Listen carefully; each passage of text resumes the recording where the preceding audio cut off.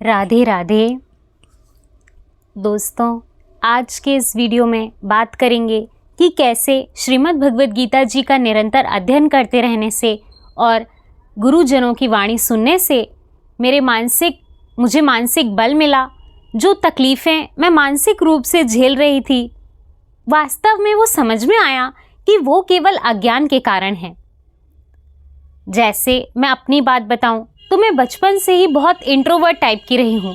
मैं कहीं पे भी बाहर जाकर बहुत ज़्यादा दोस्ती यारी करना पसंद नहीं करती थी, आज भी नहीं करती हूँ। कोई दोस्त नहीं है मेरे और सभी मेरे दोस्त हैं, यानी ना काहू से दोस्ती ना काहू से बैर। और मुझे लोगों से मिलना अच्छा लगता है, ऐसा भी नहीं है कि मैं बहुत ज़्यादा एक रिजर्व तरह की लड़की हूँ, लेकिन हाँ, अपने कुछ मिलना सभी से अच्छा लगता है, परंतु अपने कुछ लोग बहुत ज़्यादा ज़रूरी लगते हैं मुझे अपने। जैसे शरीर के माता पिता, शरीर से संबंधित और संबंधी, ये 2-4 लोग ऐसे हैं मेरे जीवन में जिन्हें मैं बहुत ज़्यादा एकदम मोह हो गया था मुझे उन लोगों से, और बहुत ज़्यादा मैं उनसे आसक्त हो गई थी। मैंने आपको अपने पिछले वीडियोज़ में भी बताया था कि कैसे जब मैंने किसी दूसरे के पिता के देहांत के बारे में सुना तो बिल्कुल मेरी मानसिक स्थिति ही खराब हो गई, मुझे पैनिक अटैक आने लगे। मैं उस परिस्थिति की कल्पना नहीं कर पा रही थी कि कभी ये मेरे साथ होगा तब मैं क्या करूँगी।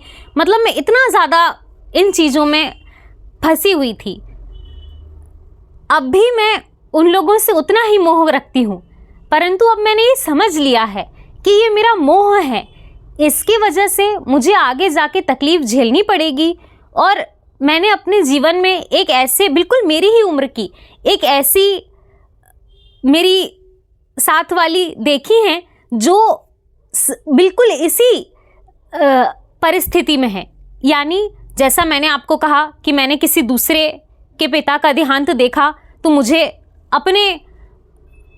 मैं अपने आप को उस परिस्थिति में कल्पना नहीं कर पा रही थी, परंतु आगे जाके मैंने समझा कि भाई ये चीज़ तो होनी ही है, और ये जो आपको पैनिक अटैक आ रहे हैं ये इसीलिए क्योंकि आप बहुत मोह रख रहे हो उन चीज़ों से जो शाश्वत नहीं है। ये चीज़ मैंने समझ ली, कल ये चीज़ मेरे साथ होगी, मुझे झेलनी पड़ेगी, मैं समझ के झेलूंगी। दुख मुझे तब भी होगा, परंतु समझदारी वाला। मैंने अपने साथ वाली एक ऐसी को देखा है जिन्होंने ये बात नहीं समझी और उनके साथ ये हुआ। अब कम से कम 10 साल हो गए होंगे, परंतु वो अपने किसी प्रियजन को खोने के दुख से अभी तक बाहर नहीं आ पाई। आज भी उनके मन में वही गहरे घाव हैं जो उस समय थे, और पता नहीं वो कब तक हील कर पाएंगी। वही चीज़ मेरे साथ भी होती अगर मैंने ये सब नहीं समझा होता। मैंने निरंतर सत्संग सुना है, मैंने प्रेमानंद जी के अलावा और किसी को नहीं सुना। पिछले साल की यूट्यूब रिकैप में जो फर्स्ट नंबर का टॉप चैनल आते हैं ना, उसमें फर्स्ट चैनल मेरा प्रेमानंद जी का ही था। इस साल का भी प्रेमानंद जी का ही होगा, क्योंकि मैं उनके अलावा और किसी को नहीं सुनती। मैंने हज़ारों बार सत्संग में सुना है जब कई लोग उनके पास आते हैं और कहते हैं कि हमने अपने किसी प्रियजन को खो दिया, अब उसके अवसाद से हम बाहर नहीं निकल पा रहे हैं। तब प्रेमानंद जी यही कहते हैं कि भाई तुमने क्यों मोह किया, तुम्हें नहीं पता क्या कि यहाँ सब नाशवान है, ये सारे शरीर नाशवान हैं, यहाँ पर कोई हमेशा के लिए थोड़ी रहने वाला है। वो तो एक संयोग मात्र है कि आपका और उसका साथ अभी तक बना हुआ है, वरना उसको तो कब का चला जाना था। तो आप क्यों मोह कर रहे हो? और वास्तव अगर और गहराई से सच्चाई से देखा जाए तो ये मोह भी कहीं ना कहीं आपके स्वार्थ की वजह से आया है। हर एक व्यक्ति यही सोचता है कि ये चला गया तो मेरा क्या होगा, यानी आपको उस व्यक्ति से ज़्यादा अपने स्वार्थ से आसक्ति है। इसीलिए कहीं ना कहीं आपके मन में ये डर होता है, ये भय होता है, और उसी से संबंधित आप अवसाद में जाते हो। ये बात मैंने समझी। तो जैसा मैंने आपको बताया कि मेरा पहले तो मोह कम हुआ, मैं अब बाकी सब चीज़ों को समझ गई हूँ कि यहाँ पर कुछ भी शाश्वत नहीं है। मैं जिससे दिल लगाऊंगी वो मेरा दिल तोड़ के जाएगा, यानी यहाँ पर हम मृत्यु लोक में हैं। हर एक व्यक्ति यहाँ छोड़कर जाने ही वाला है। तो आप पहले ही उस बात को समझ जाओ, पहले ही संभल जाओ, तो आप कम से कम आगे जाके आप अपने इस मूल्यवान जीवन को व्यर्थ नहीं करोगे। आप उन भावनात्मक पीड़ाओं से नहीं गुजरोगे जो लोग आसक्ति होने के बाद जब वो व्यक्ति आपके जीवन से चला जाता है ना, तब जो पीड़ा होती है, तब जो मानसिक तनाव आप झेलते हो, वो आपको नहीं देखना पड़ेगा, अगर पहले ही आप ये बात समझ गए तो ये एक बात मैंने बहुत अच्छे से समझ ली। मैं हमेशा से ही अपने लोगों को खोने से डरती थी। मेरे मन में एक ये चीज़ थी कि मैं कैसे उस जीवन की कल्पना कर सकती हूँ जहाँ पर मेरे अपने ही नहीं होंगे मेरे साथ। मुझे जीना ही नहीं है, इससे तो बेहतर होगा कि उनसे पहले मैं ही अपने आप को ख़त्म कर लूँ, तो कम से कम मैं अपने सामने उनका जाना नहीं देखूँगी। मैं इतना ज़्यादा लोगों से, खासकर अपने लोगों से जिन्हें मैं अपना मानती हूँ, वो गिनती के 2-3 ही हैं, ज़्यादा नहीं है, परंतु उनको ही मैं कभी खोने की कल्पना नहीं कर सकती थी। यही एक चीज़ थी जो मुझे इतना तनाव में रखती थी, जो मुझे हर समय एक मन में डर, एक चिंता लगी रहती थी, और पैनिक अटैक और एंजाइटी तो बिल्कुल कॉमन हो गया था मेरे लिए। ये एक चीज़ मैंने समझी। दूसरी चीज़ दोस्तों जो मैं सबसे ज़्यादा ज़रूरी बताना चाहूँगी कि हर रिश्तेदारी में ज़रूरी नहीं है कि सब सुख ही सुख हों, कई दुख भी होते हैं। तो जैसा मैंने आपको बताया कि मुझे उनको खोने से दुख था, खोने का डर था, परंतु वहीं अगर वो मुझे कोई दुख दे तो मुझे और ज़्यादा दुख होगा। क्यों? क्योंकि मेरी उनसे आसक्ति है, मैं उन्हें अपना मानती हूँ, मेरा मोह है उनसे। इसीलिए उनका कोई छोटा कर्म या छोटी से छोटी कही बात भी मुझे बहुत ज़्यादा आहत कर जाती थी, क्योंकि मेरा मोह था, मेरी आसक्ति थी, मेरा अटैचमेंट था उनसे कि ये मेरे अपने हैं, ये मेरे हिसाब से चलेंगे, इन्हें मैंने अपना कहा है, इन पे मेरा हक है, ये मैं जैसा कहूँगी इन्हें वैसा चलना होगा क्योंकि ये मेरे हैं। इस तरह की भावना मेरी होती थी। वो भी मैंने समझा कि यहाँ पर आप ये सोचो कि अमेरिका में बैठ के कौन क्या कर रहा है, उससे आपको कोई फ़र्क नहीं पड़ता। तो ऐसा क्यों है कि आपके घर में कोई कुछ कर रहा हो, उससे आपको फ़र्क पड़ जाता है, क्योंकि आपने अटैचमेंट रखा, आपने उनको अपना माना।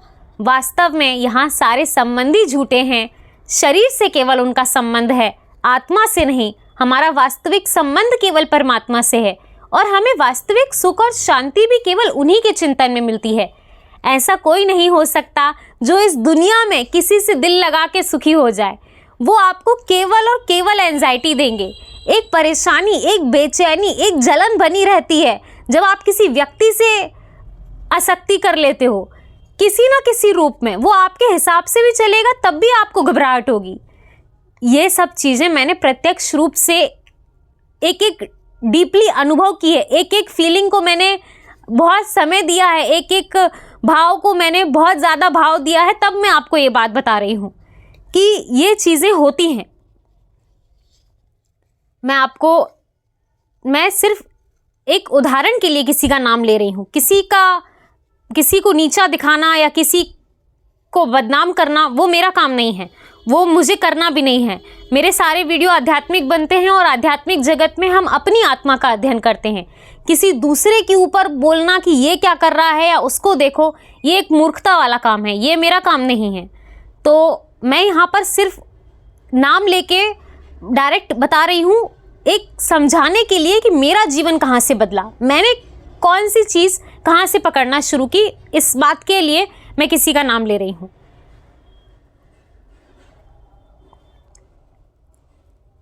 फिल्म जगत की एक बहुत बड़ी अभिनेत्री हैं मीना कुमारी जी।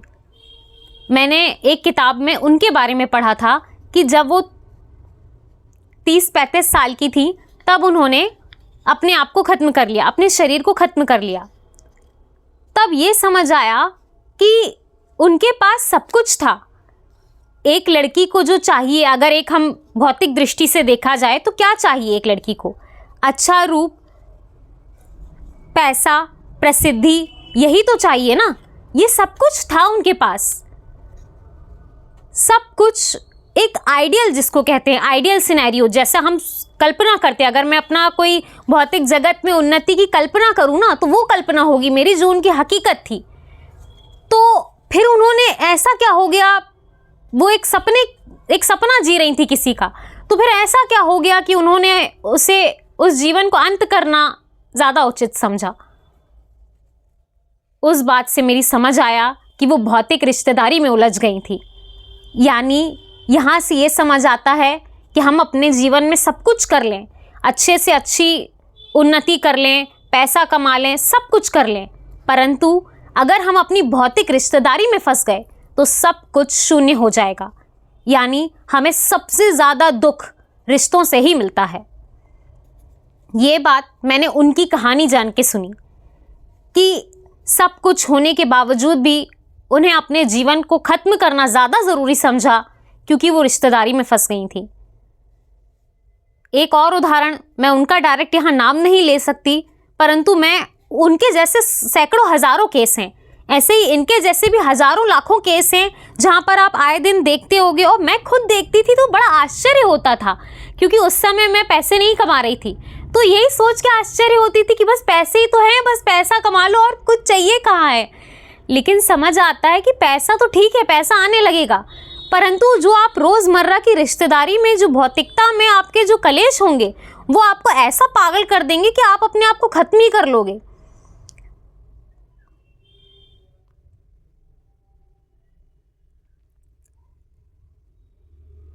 मुझे जो हमारी भौतिक जगत की पढ़ाई है, उससे बस मुझे एक ही तकलीफ़ होती थी कि ये सब तो ठीक है जो आपने पढ़ाया, जैसे मैंने इंजीनियरिंग की है तो ठीक है, कंप्यूटर साइंस इंजीनियरिंग करके मैं सॉफ्टवेयर इंजीनियर बन गई, मैंने कंपनी में काम किया, पैसा कमाया, सब कुछ ठीक था।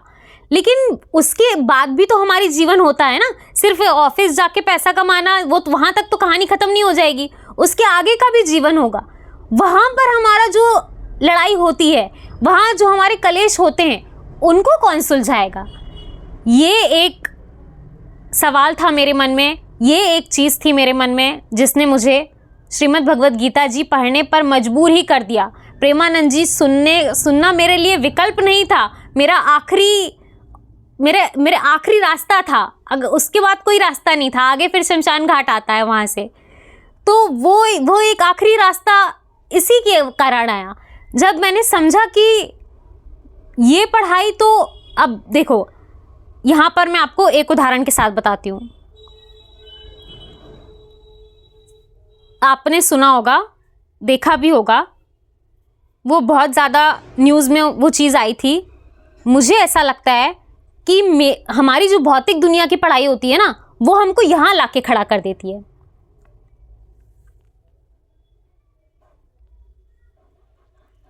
एक व्यक्ति रहता है, वो बैंगलोर की सबसे बड़ी कंपनी में एआई इंजीनियर रहता है। कुछ भौतिक कलेशों में, भौतिक जगत की रिश्तेदारी में, सांसारिक रिश्तों में वो ऐसा उलझ जाता है कि वो अपने आप को खत्म कर लेता है। मैं अपनी बात बताऊं तो मेरी और उसकी, मुझे लगता है सेम सिचुएशन है, सेम सिचुएशन। सब कुछ हमारे पास, प्रोफेशनली हम बिल्कुल खिलाड़ी हैं अपने आप में, हम जहां हमें खड़ा कर दो हम वहां जीत जाएं। प्रोफेशनल जगत में, यानी व्यापारिक अगर जगत में आप देखा जाए तो, मैंने जब मेरा कॉलेज कंप्लीट नहीं हुआ था उसके पहले ही से मैं फ्रीलांसिंग वगैरह कर रही थी, तो कभी हमें वो वाला स्ट्रगल नहीं देखना पड़ा कि अगर हम कोई काम करने जा रहे हैं उसमें सफल ना हो, खासकर भौतिक जगत वाले काम जिसमें पैसा कमा सकते हैं, चाहे वो फ्रीलांसिंग हो, फेसबुक हो, जहाँ भी काम किया है वहाँ उन्नति मिली है, तो उसमें तो हमारा कोई हाथ नहीं पकड़ सकता। लेकिन हम फंसते कहाँ हैं, आप वो बात समझो। जैसे उस व्यक्ति के पास सब कुछ था, परंतु भौतिक रिश्तेदारी में फंस के वो बेचारा पूरी तरीके से उलझ गया और उसने अपने आप को खत्म किया। मैं अपने आप को भी उसकी जगह रखती हूँ कि वहाँ तो ठीक है, भौतिक जगत की उन्नति तो प्राप्त कर ली, परंतु यहाँ की जो रिश्तेदारी में फंस के जो दिमाग पे तनाव और मानसिक पीड़ा होती है, उसको कैसे सहन करना है, वो कोई नहीं बताता, वो कोई नहीं समझाता। परंतु वही तो मेन गेम है, वो तो कोई भी कर लेगा, और वो नहीं भी करोगे तो कोई दिक्कत नहीं है। कितने ऐसे लोग हैं जो पैसे कमाते नहीं हैं फिर भी सुखी से रह रहे हैं, और कितने ऐसे लोग हैं जो पैसे वैसे सब कमा रहे हैं, अच्छी खासी प्रोफेशनल लाइफ है उनकी, फिर भी दुखी हैं और अंत में ख़त्म कर लेते हैं अपने आप को, क्योंकि वो कहीं ना कहीं रिश्तेदारी में उलझ जाते हैं। उन्हें ये चीज़ समझ नहीं आती कि यहाँ वास्तव में कोई किसी का है ही नहीं, और आपको जो भी कलेश झेलने पड़ रहे हैं ये आप अपने पूर्व जन्म के कर्मों का फल मान के भोगते चले जाइए, इसमें आप कुछ कर नहीं सकते। जैसे किसी ने आपके साथ धोखा किया, कोई आपके साथ ज़बरदस्ती आपको परेशान कर रहा है, कोई आपका साथ नहीं दे रहा, कोई आपको दुखी कर रहा है, क्या कर सकते हो आप? कहाँ तक लड़ोगे? क्या करोगे बताओ? इसको झेलने के अलावा और कोई रास्ता नहीं है। यही बात हमने गीता में और सत्संग में सीखी। यहां से मुझे मानसिक बल मिला, यहां से मुझे समझ आया कि भौतिक कलेश हमेशा लगे रहेंगे, जीवन के अंत समय तक लगे रहेंगे। आज ऐसा नहीं है कि आज आपके सिर्फ माता पिता के साथ रह रहे हो तो उनसे आपको परेशानी है, या किन्हीं एक रिश्ते से आपको परेशानी है, आगे कहीं जाओगे, मतलब पूरी जीवन के अंत तक आपको यहाँ के लोग परेशान करने वाले हैं। तो कहाँ तक भागोगे और किस किस से बचोगे? इनको झेलना ही हमारा आखिरी विकल्प है। ये बात मैंने समझी।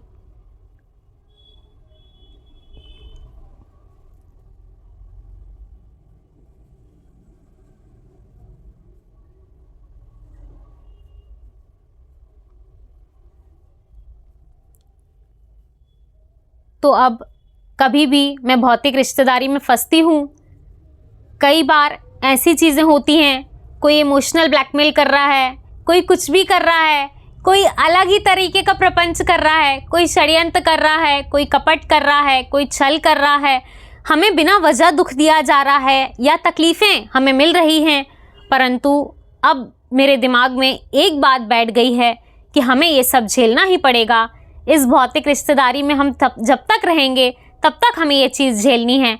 उसके लिए हम कुछ नहीं कर सकते, और अपने आप को ख़त्म कर लेने से बड़ी मूर्खता तो और कुछ होगी ही नहीं। हमें कुछ नहीं करना, हमें अपना कोई नया कर्म नहीं बनाना है। जो हो रहा है उसे झेलते जाओ और अपने जीवन का एक बड़ा उद्देश्य रखो, जिससे ये चीज़ें होंगी तो पर आपको झेलने में आसानी होगी। वो एक चीज़ मेरी समझ आई। जैसा मैंने कहा कि मैं खुद भौतिक रिश्तेदारी में फंस के अपने आप को ख़त्म करने की ही सोचती थी कि भाई इतना सब कुछ झेलने से तो अच्छा है कि हम अपने आप को ख़त्म कर ले, सुखी हो जाएंगे। परंतु श्रीमद् भगवद गीता जी पढ़ के, प्रेमानंद जी को सुन के मेरी समझ आया कि भाई अपने आप को ख़त्म कर लेने का कोई मतलब नहीं है। यहाँ सब कुछ खेल चल रहा है, यहाँ वास्तविक कुछ है ही नहीं, सब माया के द्वारा है। जैसे किसी ने सपने में आपको 2-3 चांटे लगा दिए तो क्या आप उठ के रोने लगोगे क्या? नहीं ना, आप उठ के यही सोचोगे कि भाई सपना था, क्या कर सकते हैं, अब कोई मार के चला गया तो अगली बार फिर सपना देखेंगे, हम मार देंगे उसे, बस इतना ही कर सकते हैं। आप उठ के रोने तो नहीं लगोगे, उठ के क्रीम तो नहीं लगाने लगोगे, क्योंकि आपको पता था कि वो सपना है। बिल्कुल उसी प्रकार ये जगत का सारा खेल सपना है, यहाँ कुछ सच नहीं है। कोई कभी भी कहीं पे भी बदल जाता है। आज जैसी परिस्थितियाँ हैं वैसी कल नहीं रहती, आज जो लोग हैं वो कल नहीं रहते। मुझे सबसे बड़ा आश्चर्य इस बात का होता है जब मैं देखती हूँ आज कि लोग किसी के लिए अपने आप को ख़त्म कर लेते हैं, तो मुझे ये आश्चर्य होता है कि हो सकता है कि उस व्यक्ति की उम्र आपसे भी कम हो, तो आपने क्यों ख़त्म कर लिया आज अपने आप को? थोड़ा सब्र करते, थोड़ा रुकते। हमारा जीवन बहुत लंबा है, कल 1-2 दिन में ख़त्म नहीं होने वाला। तो आप छोटे मोटे स्पीड ब्रेकर से क्यों घबरा जाते हो? जैसे एक इंस्टाग्राम या यूट्यूब पे वो शॉर्ट्स बनाती थी, वो हमारे ही समाज से थी, इसीलिए हमें मालूम है। उनका भी जाना मुझे बहुत आश्चर्य में उन्होंने मुझे डाला, क्योंकि भौतिक रिश्तेदारी में जो फंसेगा उसके साथ यही होगा। ये बात मेरी अब समझ आ गया है। तो ये बात समझना कि यहाँ पर सारी चीज़ें झेलते जाओ, कुछ भी चीज़ हमेशा के लिए नहीं रहती। सुख दुख जो आए हैं उन्हें झेलते जाओ। आपको इस रिश्तेदारी से तभी दिक्कत जाएगी जब आप इससे आसक्ति रख लोगे, आप इससे मोह रख लोगे, आप इन्हें अपना मान लोगे, तब छोटी से छोटी चीज़ भी आपको परेशान करके रख देगी। परंतु आप ये मान के चलोगे कि ये सब सपना है, सब माया है, सब झूठा खेल है, यहाँ पे कुछ सच है ही नहीं, तो आप कभी अपने आप को ख़त्म करने की बात नहीं सोचोगे। और एक जो चीज़ मुझे सबसे अच्छी लगी पूरी यात्रा में, मैं बस एक ही चीज़ सोचती हूँ, उनने बहुत अच्छी बात बोली थी कि हो सकता है आज प्रकृति को ज़्यादा समय नहीं लगता आपकी परेशानियाँ ख़त्म करने के लिए। प्रकृति चाहे तो 1 सेकंड में आपको सालों की मेहनत आपकी ख़राब कर दे, और वही प्रकृति अगर चाहे तो आपको 1 सेकंड में वो दे सकती है जो आपने सालों से प्राप्त नहीं किया। इसीलिए किसी भी रिश्तेदारी में फंस के अपने आप को खत्म करने की बात मत सोचो। यहाँ वैसे भी कोई किसी का नहीं है, सब झूठा खेल है। तो भगवान पे भरोसा रखो कि आज जो मुझे परेशानी मिल रही है थोड़े समय तक के लिए झेल लेती हूँ, बस थोड़ा समय और, थोड़ा और, बस इतना ही कहते रहना अपने आप को, और तब तक झेलना है जब तक हमारा ये जीवन अपने आप में पूर्ण ना हो जाए। हमें अपने इस जीवन को नहीं खत्म करना, हमें यहाँ बस झेलते हुए, भगवान का नाम लेते हुए अपने प्राणों को छोड़ना है। अपने मन से अपने शरीर को हानि नहीं पहुंचानी। भगवान ने श्रीमद् भगवद गीता जी में कहा है कि भगवान हम सबके हृदय में विराजमान हैं। तो आप कैसे सोच सकते हो अपने आप को खत्म करने की? भगवान हमारे हृदय में विराजमान है। आप सोचो भगवान को कितनी तकलीफ होगी अगर आप अपने आप को ही खत्म करने की बात सोचोगे। तो ये बात मैंने समझी, और जैसा मैंने आपको बताया कि ये सब पढ़ने और समझने के बाद मुझे सबसे बड़ी जो हिम्मत मिली है वो यही कि अब मैं भौतिक रिश्तेदारी में उलझ के परेशान नहीं होती हूँ। मैं समझ चुकी हूँ कि यहाँ सब कुछ झूठा खेल है, कोई किसी का नहीं है और सब माया का खेल है। आज कोई कुछ है, आज कोई आपको परेशान कर रहा है, कल आपका वक्त बदलेगा, फिर परिस्थितियाँ बदल जाएंगी, लोग बदल जाएंगे। इसीलिए आप सिर्फ और सिर्फ अपना कर्म करते रहिए, और किसी दूसरे को मत देखिए। जो कोई जो भी कर रहा है भगवान उसको देखेंगे। आप सिर्फ अपना सही कर्म कीजिए और भगवान के चिंतन में रहिए। भौतिक रिश्तेदारी में मत फंसिए। यहाँ किसी से आसक्ति मत रखिए, मोह मत रखिए। प्रेम तो यहाँ होता ही नहीं है। तो आपको जो भी हुआ है वो आसक्ति, मोह, काम या लोभ में से ही कुछ होगा। प्रेम नहीं हो सकता। प्रेम केवल और केवल भगवान से होता है। इसीलिए आप वास्तविक प्रेम उन्हीं से होता है। जैसे भक्ति केवल भगवान की ही की जा सकती है, ऐसे ही प्रेम केवल भगवान से किया जा सकता है। सांसारिक दुनिया से, नाशवान शरीरों से प्रेम किया जा ही नहीं सकता, तो आप कैसे कर सकते हो? इसीलिए आप भौतिक रिश्तेदारी में मत फंसो, उन्नति प्राप्त करोगे। सही रास्ते पर चलो, भगवान के दिखाए हुए मार्ग पे चलो, अपने कर्तव्य का पालन करो। हमारा मानव शरीर बहुत दुर्लभ है। यह हमें भोग भोगने के लिए नहीं मिला। यहाँ की झूठी रिश्तेदारी में फंस के खुद को खत्म करने के लिए नहीं मिला। यह हमें किसी बड़े ऊंचे काम के लिए मिला है। हाँ, वहाँ तक पहुँचने में थोड़ा समय लगेगा, तब तक बहुत तकलीफ़ें आएंगी, आपको कई बार रोना पड़ेगा, कई अंधेरी रात देखनी पड़ेंगी अपने उगते हुए सूरज को देखने के लिए। पर आप मेरा विश्वास मानिए, जैसा मैंने आपको बताया था कि जब मेरी सर्जरी हुई तब मैं बहुत डिप्रेशन में पहुंच गई थी। जब मेरी आँखों की सर्जरी हुई तो मुझे याद है मैं बहुत ज़्यादा डिप्रेस हो गई थी। मुझे उस समय ऐसा लग रहा था कि यार मैं क्या देख रही हूँ, क्यों देख रही हूँ, और मतलब कुछ इस तरह की परिस्थितियाँ बन गई थी। तो उसके बाद जब 2 दिन तक तो बेड रेस्ट था, फिर तीसरे दिन मैं सुबह नींद लग नहीं रही थी उस समय ज़्यादा, तो तीसरे दिन मैं सुबह बिल्कुल 4-5 बजे मैं अपने छत पर आई, टेरेस पर। तब मैंने देखा कि वहाँ पर बिल्कुल अभी सूरज उगा ही था, लालिमा आई ही थी आसमान में। तो वो दृश्य देखकर मेरे रोंगटे खड़े हो गए थे, क्योंकि वो इतना सुंदर दृश्य था। बिल्कुल अभी अंधेरे से जो बिल्कुल एक क्षितिज होता है ना, जो बिल्कुल अंधेरा छटता है और एक प्रकाश पूरा लाल होता है जिस समय आसमान, वो मैंने देखा। मतलब मेरे रोंगटे खड़े हो गए थे उस समय। मैंने कहा कि भगवान ने इतनी सुंदर प्रकृति बनाई है और हम इतनी मूर्ख हैं कि यहाँ पर ख़त्म करने की बात सोच रहे हैं अपने आप को। छोटी मोटी परेशानियों से भगवान पूरे विश्व को चला रहे हैं। वो हमारे हृदय में विराजमान हैं, वो हमेशा हमारे साथ हैं, वही हमें बल देते हैं।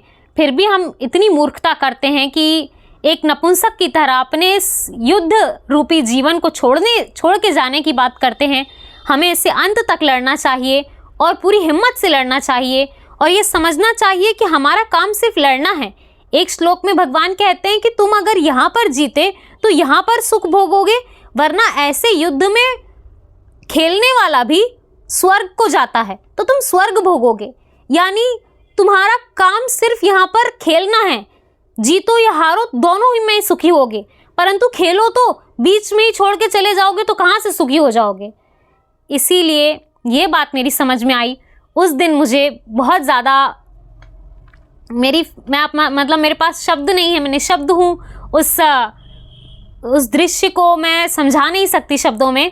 इतना ज़्यादा मुझे अच्छा लगा और मुझे समझ आया कि भाई यहाँ पर हम छोटी मोटी चीज़ों में फंस के यहाँ पर गिरने के लिए नहीं आए, हम उन्नति प्राप्त करने के लिए आए हैं।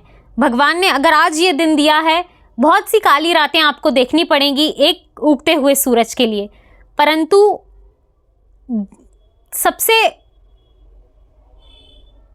सबसे धैर्यवान और सबसे विवेकी वही है जो अपने बुरे समय में संयमित रह ले।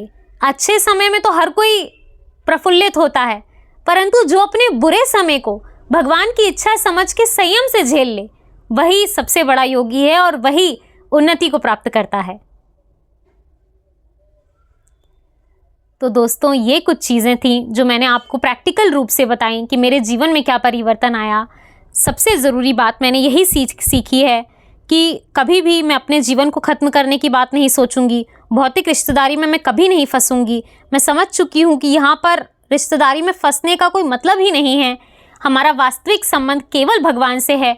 हमें यहाँ रहना ऐसे ही है जैसे एक बहुत सुंदर शायरी मैंने पढ़ी थी कि उसी को हक है यहाँ जीने का जो यहाँ का लगे और वहाँ का हो जाए। यानी हमें यहाँ रहना ऐसे ही है जैसे हम यहीं के हैं, परंतु हमें अपने मन को वहाँ पर लगा कर रखना है। यानी हमारे मन में केवल भगवान का चिंतन होना चाहिए। यहाँ पर जैसे एक फिल्म में आपको रोल दिया जाता है ना, जैसे किसी भी सीरियल में या किसी भी फिल्म में एक हीरो को रोल दिया जाता है ना, उसके पास सब कुछ होता है उस फिल्म में। उसके पास माता पिता रिश्तेदारी सारे सब कुछ होता है। शायद उसने शादी भी ना की हो और फिल्म में उसके बच्चे भी हो जाते हैं, तब भी वो बिल्कुल ऐसे ही करता है, ऐसे ही दिखाता है जैसे हाँ ये मेरे ही बच्चे हैं और मैं इनका पिता हूँ। बिल्कुल परफेक्ट रोल करता है वो। बिल्कुल इसी प्रकार हमें बिल्कुल ऐसा ही करना है। यहाँ पर हमें बिल्कुल यही मान के चलना है कि भगवान ने मुझे ये रोल दिया है। मेरा वास्तविक संबंध तो केवल भगवान से है, मेरा भगवान के सिवा तो और कोई है ही नहीं, परंतु यहाँ मुझे ये रोल दिया गया है जिसमें मुझे एक बेटी का किरदार निभाना है जिसके माता पिता हैं, एक बहन का जिसके भाई बहन हैं, एक दोस्त का। इस प्रकार से जो भी अलग अलग आपके रिश्ते हैं उन सब में आप रोल कर रहे हो। किसी से आसक्ति नहीं करनी है, किसी को वास्तविक नहीं मान लेना है कि यही मेरा है। आपका यहाँ पे कुछ नहीं है, आप केवल रोल कर रहे हो। ये शरीर रूप की कॉस्ट्यूम आपको दी हुई है। जब आपका रोल खत्म हो जाएगा तब ये कॉस्ट्यूम आपसे छीन ली जाएगी और सभी रिश्ते आपके समाप्त हो जाएंगे। ये बात समझो और बिल्कुल ऐसे ही जियो जैसे दिखाना ऐसे ही है जैसे ये सब कुछ वास्तविक है, परंतु आपको अंदर पता होना चाहिए कि ये सब कुछ झूठ है और यहाँ पे सिर्फ नाटक चल रहा है। इस तरह आप इस भौतिक दुनिया की रिश्तेदारी में नहीं फंसोगे, किसी से आसक्ति नहीं रखोगे और अपने लक्ष्य पर हमेशा अडिग रहोगे। इसी प्रकार भगवान की कृपा हम सब पे बनी रहे। राधे राधे।